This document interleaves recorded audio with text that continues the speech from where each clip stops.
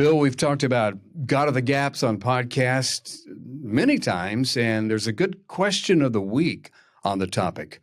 Topic number 395. Go to 395.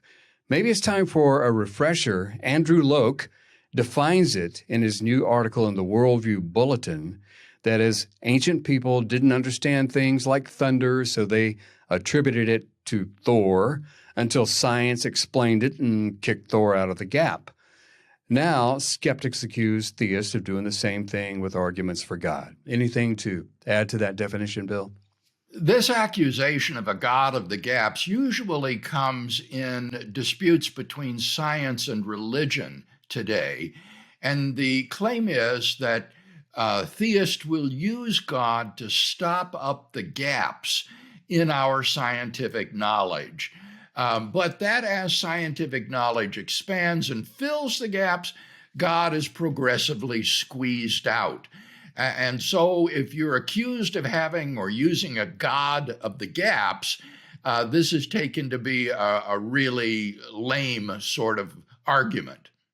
Andrew quotes Richard Carrier, claiming that, quote, scientists have consistently found physical explanations for every phenomenon they have been able to thoroughly examine.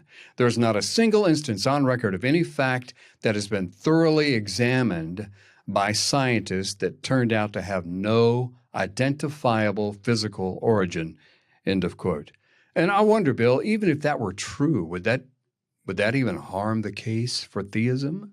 Well, before I address your question, Kevin, I just can't resist saying that this claim by Richard Carrier is absurd on the face of it and is utterly false. For example, take the origin of the universe.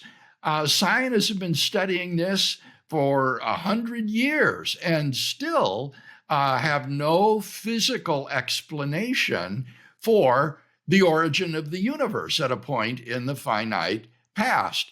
Or take the current area that I'm working on right now in my systematic philosophical theology, the origin of life. Secular origin of life researchers almost unanimously admit that we have literally no understanding of the origin of life on this planet. We have no idea of how the chemical compounds on a prebiotic Earth converted and became a living organism, how the first living cell arose. And this has been the object of intense study for a number of decades now, millions of dollars poured into this, and yet almost nothing to show for it. So Carrier is just patently mistaken in thinking that science can explain everything.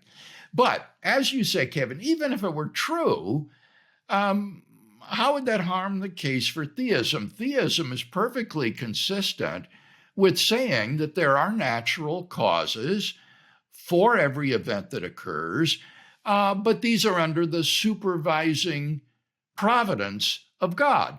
So take the origin of life. The Christian theist could maintain that there is a chemical route unknown to us to the origin of life, but that this route was providentially decreed and supervised by a sovereign God, and that would be unproblematic. You would still have philosophical arguments for the existence of God, such as the ontological argument, Leibniz's argument from contingency, the argument from the unreasonable effectiveness of mathematics in describing the physical phenomena, the moral argument for God as the ground of objective moral values and duties, and so on and so forth. So by no means are theists exclusively dependent upon arguments appealing to science and science's inability to explain certain things.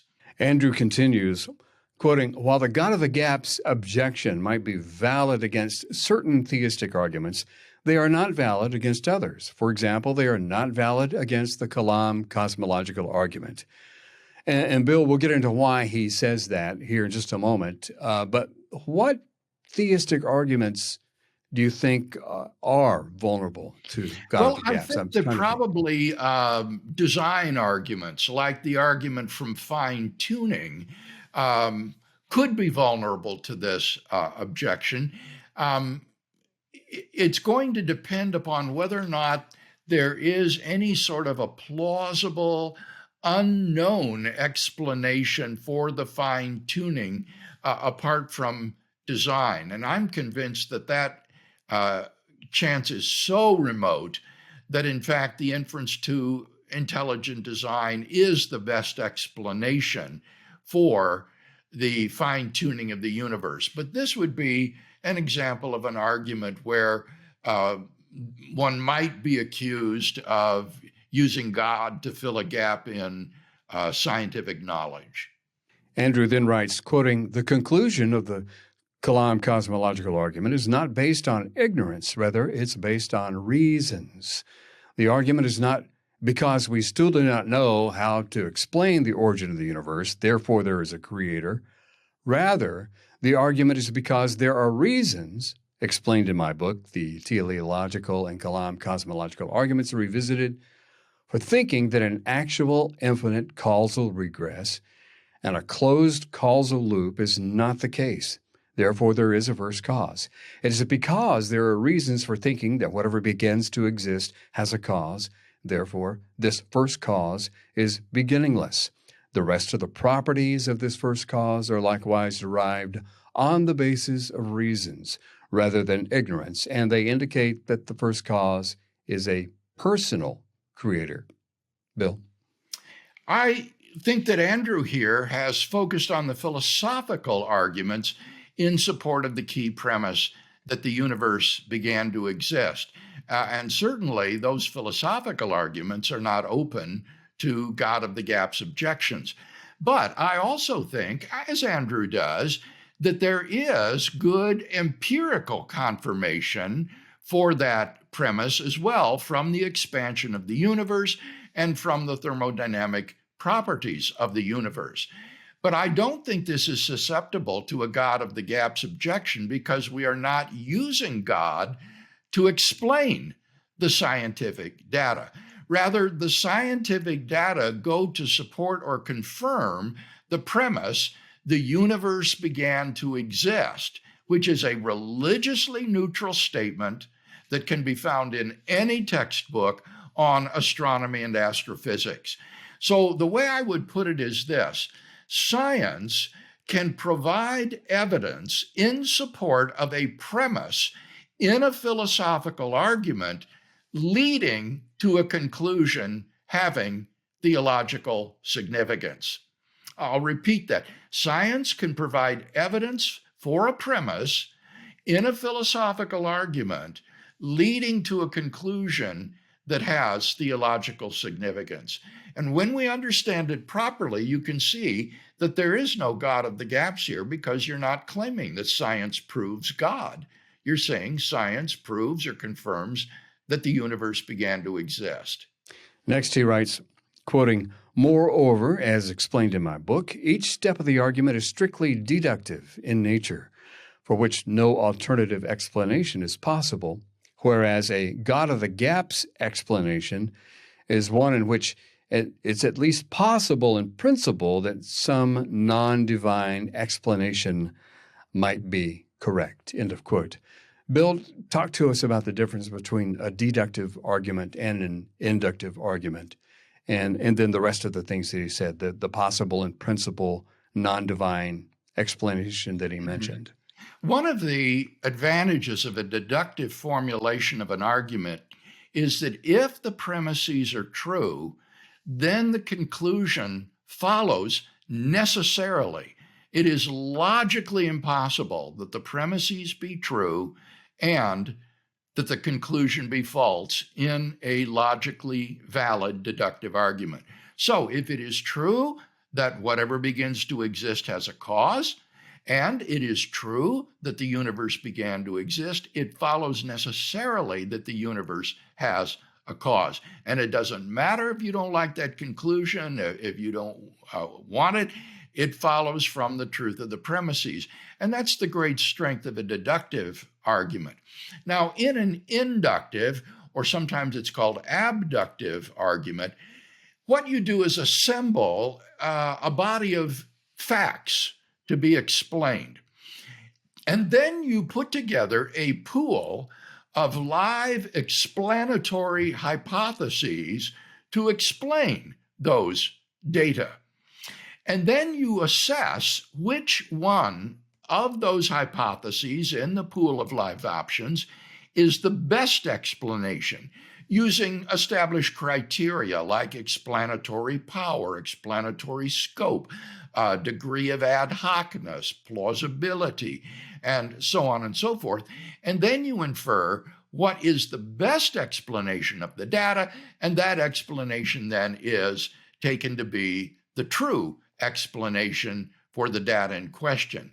Now, that type of argument, you see, can be susceptible to a God of the gaps objection, because the person can say, well, the best explanation might be God, but maybe there's another explanation that you left out of the pool of live explanatory options that you haven't considered, or maybe one of the other candidates in the pool of options that you considered is really better after all than theism. So you're just plugging up gaps.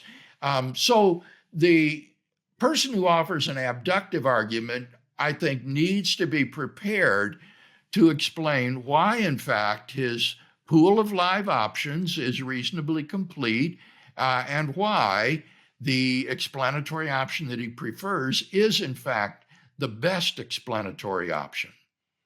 The article continues, while the progress of science would generate newer understandings of the laws of nature as explanations for the phenomena we observe, as shown by the Kalam Cosmological Argument, the progress of science would not replace a first cause, creator, as an explanation for the existence of all things, including the laws of nature themselves, which must have come from this first cause. End of quote. Bill? Well, what you would have to do to refute the argument is not only refute the philosophical arguments that the universe began to exist, but you would have to show that the laws of nature, such as the laws of general relativity and quantum mechanics, do not, in fact, imply the finitude of the past and the beginning of the universe. And that is very unlikely. There are no models at the present time that are viable that have or feature an infinite past. All of the viable models are finite in the past and have a beginning. Andrew then writes, quoting, concerning the teleological argument, one might attempt to explain away design, using science or otherwise, by appealing to alternative explanations. However, where the mathematical order and fine-tuning is concerned, I demonstrate in my book that all the possible alternative explanations, chance, regularity, combinations of chance and regularity, uncaused, would fail as ultimate explanations for these phenomena. Now, Bill, this reminds me of the three alternatives that you offer: chance, physical necessity, or design. Yes, it's very much the same. And what one tries to do is show that your theistic hypothesis better meets those criteria of explanatory power, explanatory scope, degree of ad hocness, and so on and so forth. And I think that here the design hypothesis is clearly superior. So it's not offered as a way of plugging up a gap in our scientific knowledge. One is offering a positive argument for the superiority of one's theistic hypothesis. And really what this God of the gaps objection amounts to is that you must not be allowed to infer to a supernatural explanation. It's simply a bias against non-naturalistic explanations, because once you admit the supernatural explanations into the pool of live options, then there's a case to be made, I think, that a supernatural explanation is the best of the lot.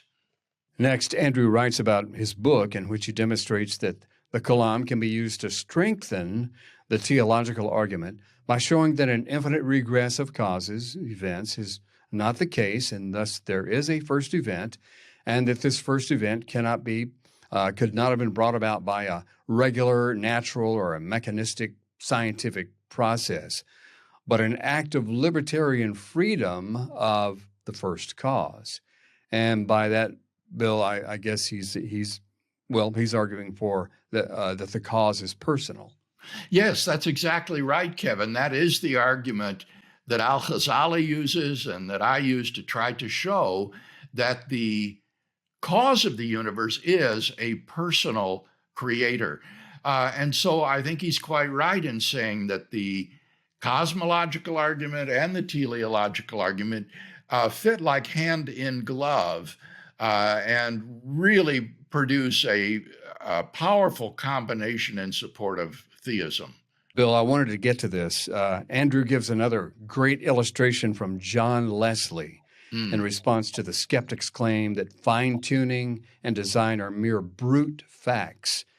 Leslie asks us to consider a hypothetical scenario in which particles regularly formed long chains which spelled out God created the universe.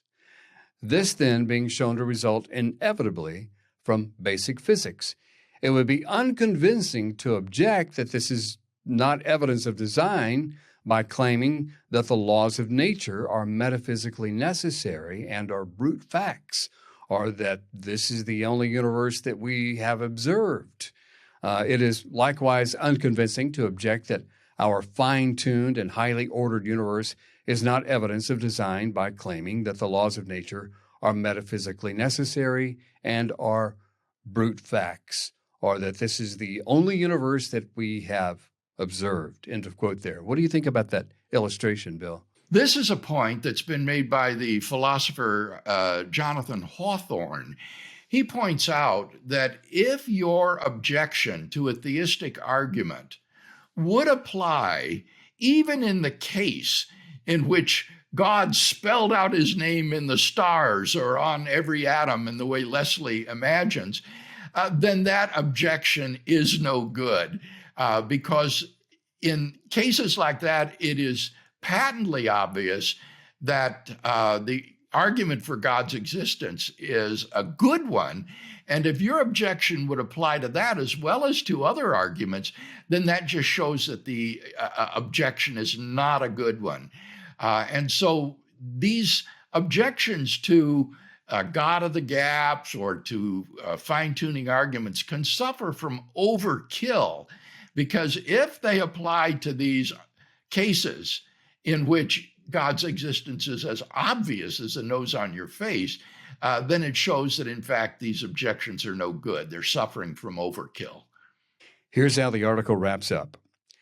Quoting, while the science concerning fine-tuning will be updated in the future with regards to whatever scientists discover, for example, a new law of nature, it can still be asked, where did that come from? And why did that law of nature exist such that the science concerning fine-tuning is the way it is? The basic logical form of the KCA-TA would still remain. And no matter what scientists discover in the future, there still must be a first cause for what scientists discover, and based on the deduction of the KCA teleological argument, the KCA-TA as he calls it, the first cause must have libertarian freedom and intelligence, that is, a creator.